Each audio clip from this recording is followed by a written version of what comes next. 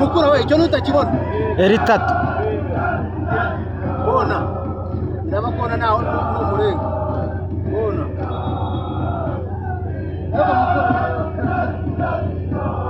ari marakina yari Hilal ruhande ku kibuga mwana watarukaga dore katabura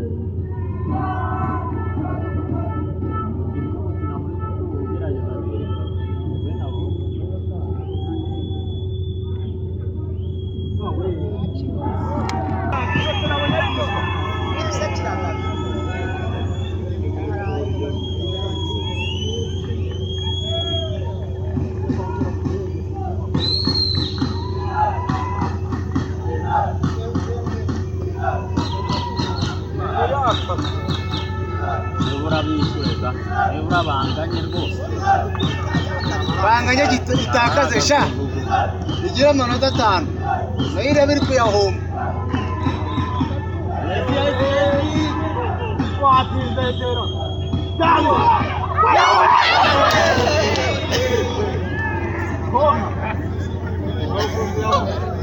uko yibamo nzare kandi rero tutagize umwaka uyu mwaka yagitwara kandi rero yasatanira ubundi mwene nk'uya mu